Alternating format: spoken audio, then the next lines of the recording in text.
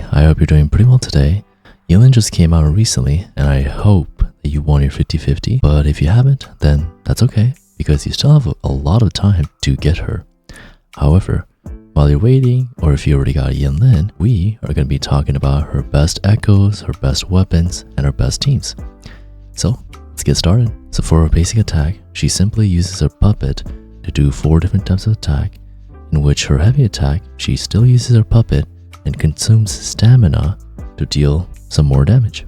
For her mid-air attack, she also consumes stamina and performs a plunging attack, which, by the way, every single one of them does electro damage. And finally, she also has a dodge counter, which after a successful dodge, you're going to be using your basic attacks to deal damage to the enemy. Alright, moving on to the resonance skill, which is called the magnetic roar. This is where she gets majority of her damage from, besides the resonance liberation. So the magnetic roar is going to apply electro damage using the puppet, and when this happens, she goes into a different state called the execution mode. So in this mode, you want to apply either basic attack or dodge counters, which is going to trigger the Sinner's Mark. So the Sinner's Mark is what is going to be on the characters, which you should be able to tell pretty easily, and it's going to deal a lot of electro damage. And if you use the resonance skills one more time after using it the first time, then it's going to deal even more electro damage.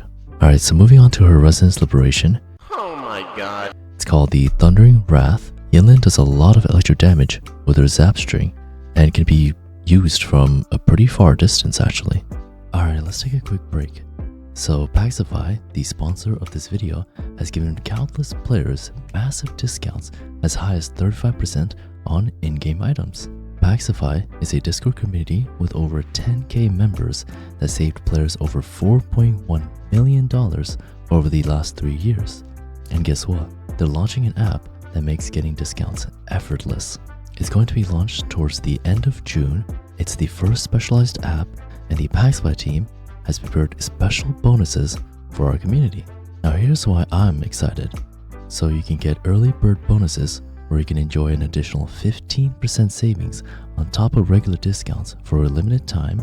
You can also get free credits, which you can get up to 500, and you don't need to use your credit cards. You can also get VIP treatment where you get these statuses on both the app and the Discord. And you can also get exclusive access, which beta players can look forward to extra perks. And finally, you can also get the key player perks. If you're leading an alliance or playing at a very high level, you can expect special offers tailored to make your team even stronger. Alright, the spots are limited, so all you have to do is click on the description to join the waiting list to get every single one of the perks.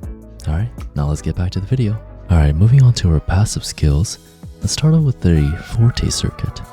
So the Forte Circuit is called the Chameleon Cipher, and you need the judgment points, which, how do we get that?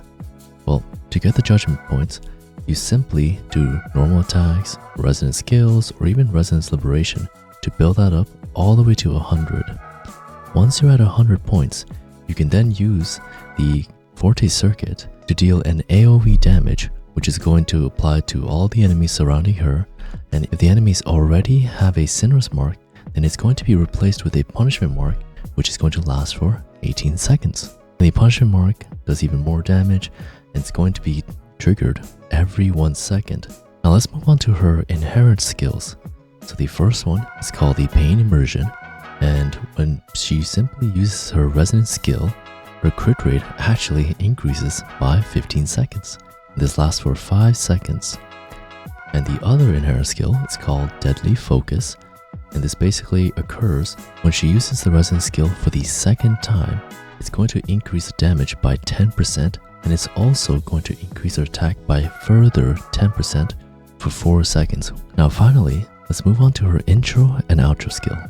So for her intro skill, she simply swaps into the field and does electro damage in a wide area. And her outro skill is even more important, and the reason why is because the next character that she swaps out to is not only going to get an extra 20% electro damage bonus, but also a 25% resonance liberation bonus as well for 14 seconds.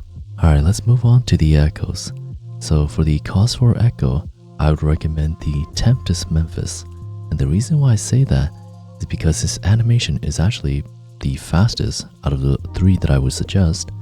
And also, it increases the heavy attack damage and it deals an extra 12% electro damage bonus and a further heavy attack damage bonus of 12%. And there is the argument that the Thundering Memphis could potentially be the better echo for her.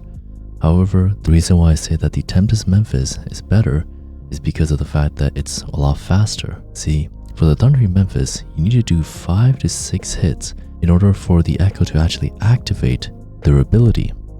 Sure, it does do Resonance Liberation damage bonus. However, the amount of DPS damage that you're missing out on is going to prove that the Tempest Memphis is probably going to do better in most cases. And finally, you could go with the Impermanence Heron as a full-on support for a main DPS, for instance, Kalcharo.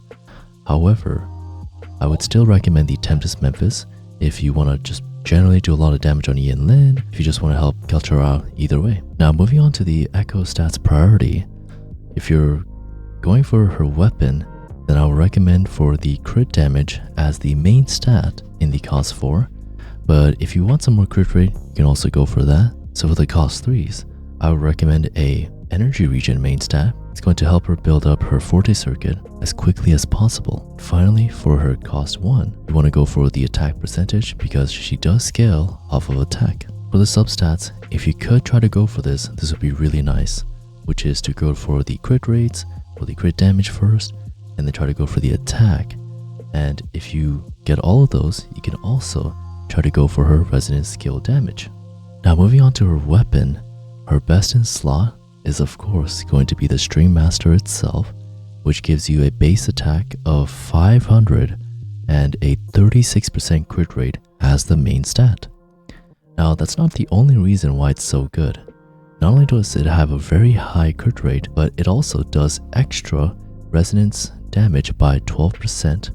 And also, when a resonance skill hits the target, it increases the attack by up to 24%. And when she's not on the field, she does an additional 12% attack.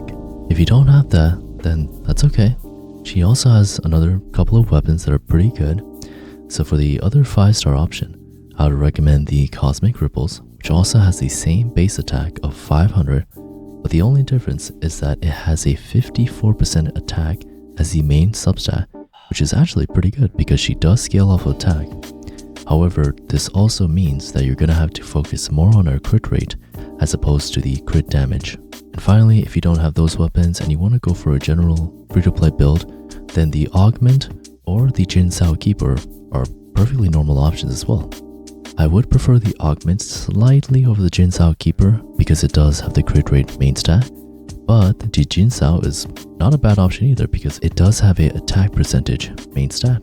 Alright, before we move on to the team composition, I would like to announce that me and Life are going to be doing a collab giveaway in which all you have to do is to subscribe to our channels and follow the Twitch. When you do that, you will be eligible to win up to 20 battle passes and up to a $200 character pull giveaway. All the information is going to be in the description below. Now moving on to the team composition. As we all know, Kalcharo is probably the best main DPS that you can pair up with the Yinlin. However, if you don't want to use Kalcharo or you haven't got him, then Havoc Rover or Encore works pretty well with Yinlin as well. And the reason why I say that is because Havoc Rover and Encore have burst abilities with their ultimates that can do a really quick amount of damage, and you can simply swap into Yinlin, do her ultimate, do her resonance skill, and simply swap back into the main DPS to do even more damage. As for the supports, I would probably recommend Reina or Baiji as the main supports that you should try to go for, but if you also want to, you could use Jiangxin as well. However, if you want to use her as the main DPS, then what I would recommend for the sub DPS is Sanhua and probably Reina or any other support as the third character. And the reason why Sanhua is so good is because her Ultra skill enables Yinlin to do an additional 38% basic attack damage for 14 seconds, which is one of her main forms of damage. as opposed to heavy attack or even mid-air attacks. Now here's the simplest rotation that I can probably think of, which is going to do one of the most damage. So all you have to do is use your Resident skill and try to build up the Forte Circuit, and once you use both of them, you can swap into another character such as Calcharo and deal damage that way. And as you're continuously using the two different characters, then once you get her ultimate, you can also use that in the mix to deal even more damage. So again, all you want to do is use the Resident skill, which is her ability. Then you want to use a Forte skill if available. And finally, you want to swap into another character. If you get the Resonance Liberation, then you can also use that every now and then. Alright, that's it for me. I hope everything goes well with Yinlin, and if this guide helped you out, then leave me a like or even subscribing would help me out quite a lot. So, thank you very much.